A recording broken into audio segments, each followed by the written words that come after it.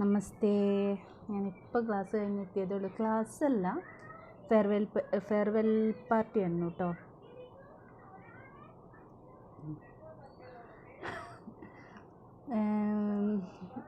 ഞാൻ കുറച്ച് നേരത്തെ ഇറങ്ങി. എല്ലാവരും ഒന്നും ബൈ ബൈ പറയുന്ന, ഞാനാദ്യം എല്ലാവരുടെ അടുത്തും ബൈ ബൈ പറഞ്ഞ് വേഗം ഇറങ്ങി.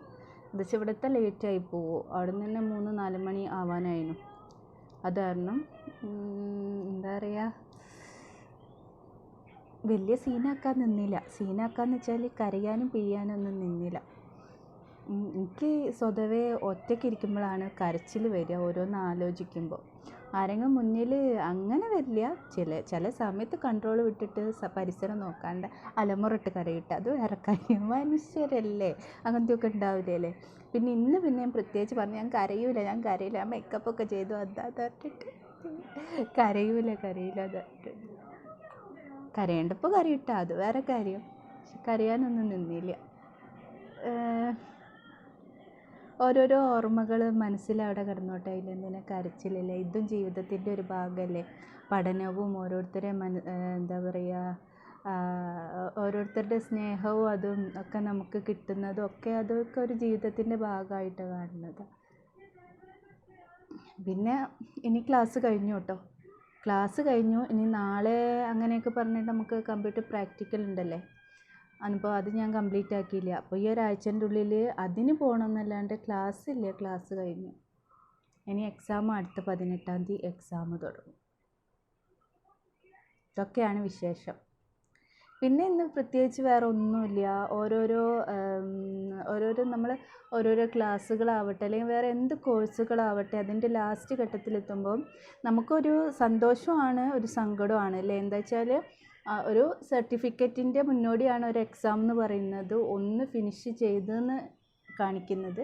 പക്ഷെ അത്ര തന്നെ സന്തോഷം വരുന്നതിൻ്റെ കൂടെ തന്നെ നമുക്ക് സങ്കടം കൂടിയാണ്. കാരണം എന്താ വെച്ചാൽ അത് പോവല്ലേ എന്നുള്ളൊരു വിഷമം അല്ലേ. അത് വെച്ചാൽ എല്ലാവരുമായിട്ട് പിരിയല്ലേ എന്നുള്ളൊരു വിഷമം കൂടി അല്ലേ. അവിടെ നിന്ന് ഏതോ ഒരാൾ അതാ ഇങ്ങനെ നോക്കുന്നുണ്ട് വീഡിയോ എടുക്കുമ്പോൾ. എൻ്റെ കണ്ണുകൾ അങ്ങോട്ട് പോയി പോന്നു. ആരാന്നറിയില്ല. എന്തായാലും വേണ്ടിയില്ല, അവർക്കറിയില്ലല്ലോ ഞാനിപ്പോൾ ഇങ്ങനെ വീഡിയോ ചെയ്യുകയാണെന്നല്ലേ. അപ്പം അത് എനിവേ എന്തെന്നാ ഞാൻ പറയാൻ വന്ന, എല്ലാം കൂടി കിളി പോയി. ആരോ ഒന്ന് ചെടീൻ്റെ ഉള്ളിൽ കൂടെ നോക്കുന്നുണ്ട്. കിളി പോയി. അത് പോട്ടെ. ഇമ്പക്കിപ്പോൾ എന്താല്ലേ നോക്കട്ടെ. ഞാനിപ്പോൾ നിങ്ങളുടെ അടുത്ത് വീഡിയോ എടുക്കല്ലേ. അപ്പോൾ എന്താ പറഞ്ഞു വന്നത്, അയ്യോ പോയി, അതും പോയി. എന്തായാലും ഞാനിത് എഡിറ്റൊന്നും ചെയ്യാൻ നിൽക്കണില്ല കേട്ടോ. എനിക്ക് എഡിറ്റ് ചെയ്യാനുള്ള നേരമില്ല. ഇനി അങ്ങോട്ട് എനിക്ക് ക്ലാസ് ഇല്ല. അതിൻ്റെ ബുക്കൊക്കെ ഒന്ന് പൊടി തട്ടി എടുത്ത് പഠിക്കാനിരിക്കണം. അപ്പോൾ ഫോണാണ് ഹെൽപ്പ് ഉള്ളത്. യൂട്യൂബും ഇതൊക്കെ നോക്കിയിട്ട് പഠിക്കണം. പിന്നെ അറിയാത്തതൊക്കെ മിസ്സുമാരുടെ അടുത്ത് ഡൗട്ട് ചോദിക്കാം കേട്ടോ. അപ്പോൾ വാട്സപ്പിൽ അങ്ങനെ ഡൗട്ടും ചോദിക്കുക, അങ്ങനെ ഓരോരോ കാര്യങ്ങൾ. ഇനി എന്താ പിന്നെ പറയേണ്ടത്,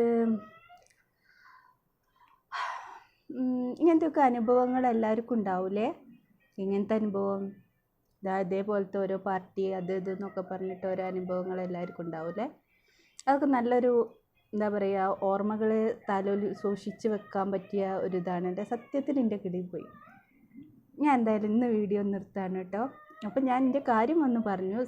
ഫെയർവെൽ ഡേ ആയിരുന്നു, സൂപ്പറായിരുന്നു.